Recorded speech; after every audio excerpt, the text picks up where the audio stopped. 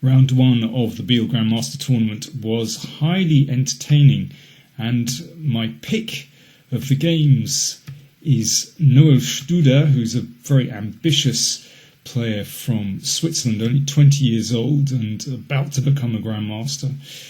And he was playing with white against Peter Leko from Hungary, who has a reputation of being a very solid player.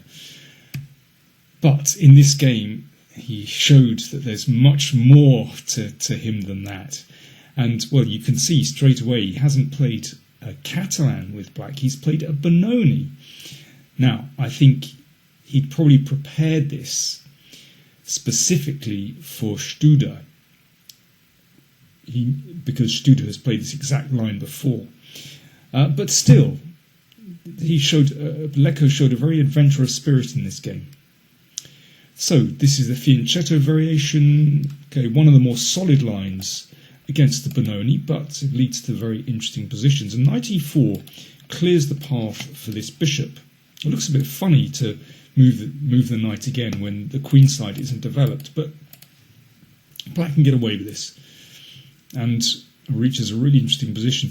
The point is that now bishop takes pawn is threatened, and if, say, the queen develops and defends the pawn, then this is very annoying. Rook b4 suddenly attacks the pawn, and, well, if rook b1, then bishop f5 is good. So in this position, most people play knight d2, which introduces some very interesting complications. And here, black generally sacks the exchange. And this has been seen on quite a few occasions. One of the first games with this was played by an English grandmaster. It wasn't a grandmaster at that time, David Norwood, in 1988, who won a crushing game with this idea. And since that time, this has become quite popular, actually. So it's a very double-edged position, because obviously black has sacrificed an exchange, but he has this fantastic dart-squared bishop raking across the board, and in the long term the potential to perhaps use these pawns on the queen side.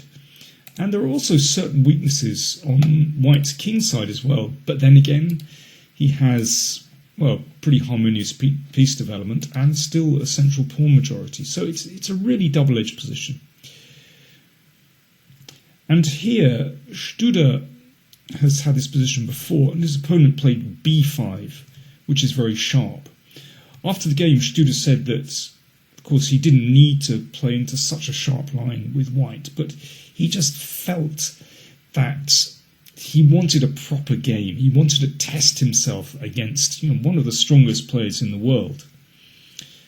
And here Leko had prepared the move bishop h6. Now, this has been seen before, so it just looks at this slightly sensitive point here. So the knight really has to move out of this pin, whereas the f-pawn can't move. Looks good, but black can counter with knight b6, and if that's exchanged off, then suddenly the a-file opens for the rook, and that's quite attractive. So knight e3 keeps the position complicated, and perhaps the knight isn't so well placed on b6. Queen h4, all been seen before. At this point, Leko was still playing his moves very, very quickly. Studer was taking his time. He said afterwards that actually he kind of mixed up his variations and was a little bit unsure of what was going on. But okay, he's fairly used to these kind of positions. Very sharp position. Here one could just play bishop d7, but Leko played knight d7. So just preparing perhaps to bring the knight into e5, and also clears the path for the b-pawn. Now queen g4, as far as I can see, that's the first new move of the game. Leko exchanged and put the bishop on f4. Well, that looks like a lovely move. So preventing the f-pawn advancing and taking control over these dart squares. And now rook b3 interesting idea. Studer's perhaps looking to swing this rook across the board. You don't have to play like this. I mean, I was thinking maybe moving the rook across and perhaps bishop f1 to activate the bishop. Another idea is to play bishop h3, also possible. But rook b3, an interesting move. And now here black has a whole range of possibilities. If one wanted to play very solidly and just, steadily improving the position, king g7 looks to my eyes like a very natural move because white isn't actually threatening anything immediate. But instead of that, Leko thought here for 40 minutes, quite extraordinary, 40 minutes.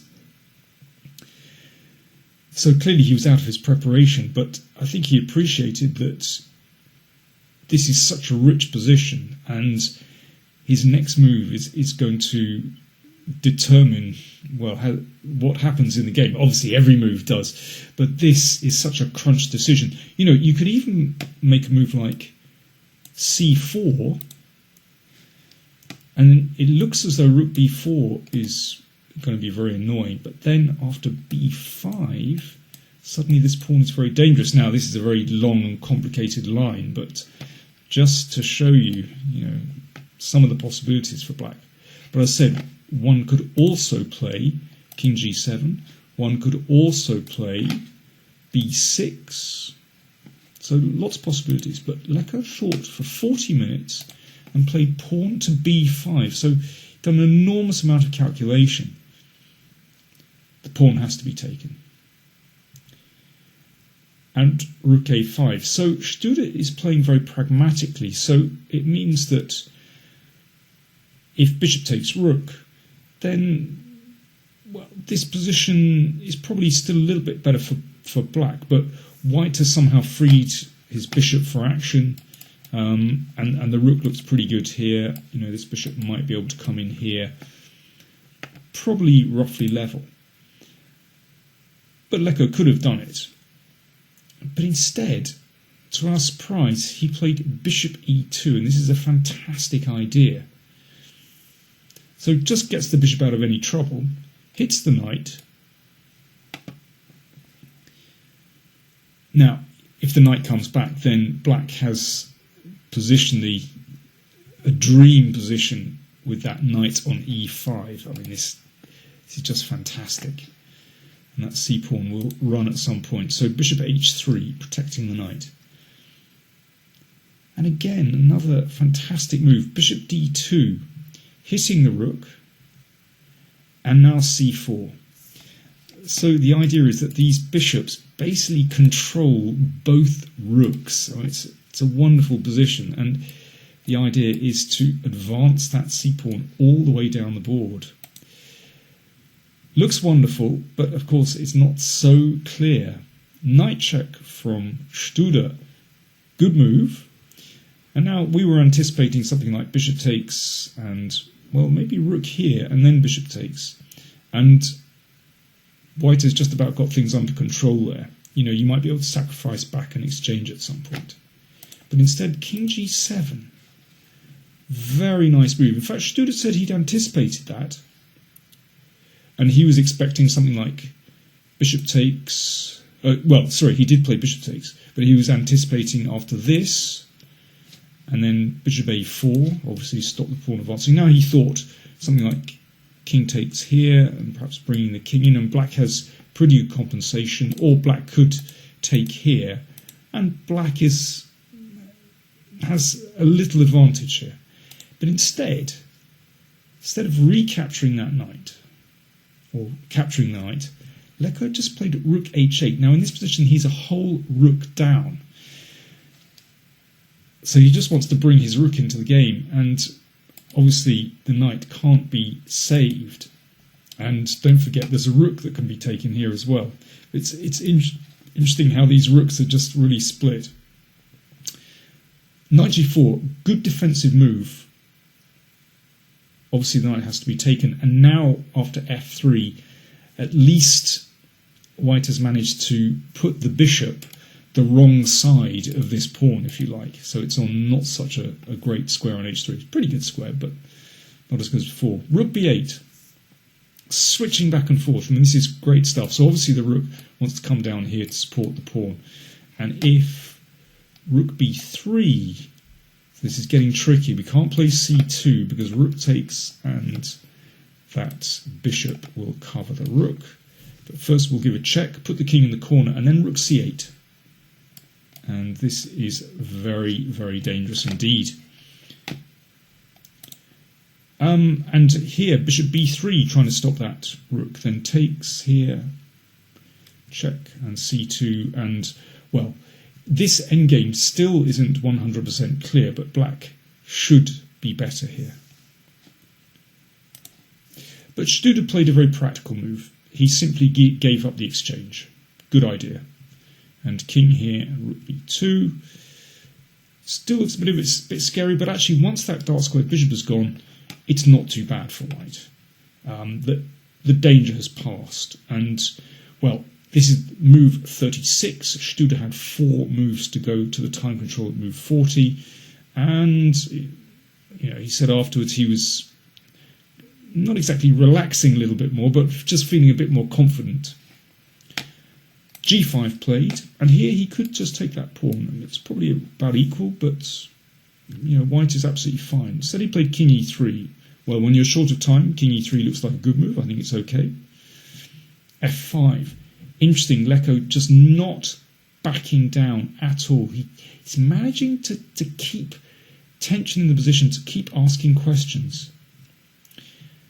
And here, well, if white wants to sort of take the sting out of the position, you could just take on f5.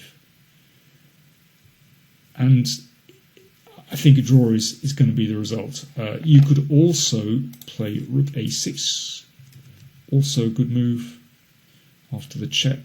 Well, in fact, the king can be pushed away from e5. It's like this. And this position is about equal.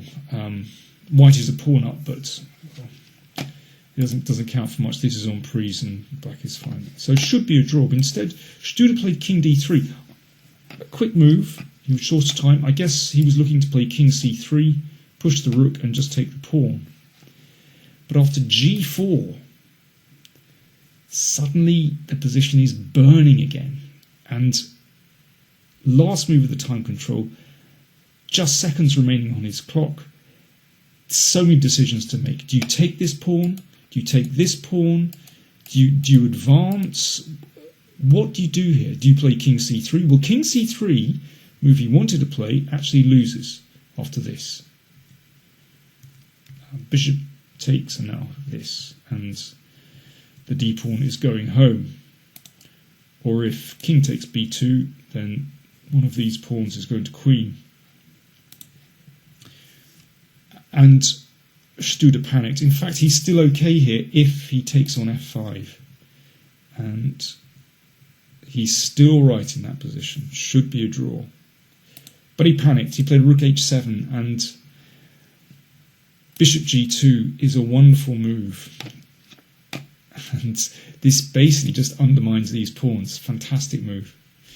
So they reached the time control, and here Studer thought for 27 minutes over his reply, and he realised that he's basically lost here. For example, if pawn takes, then this, and once again these pawns are just too strong.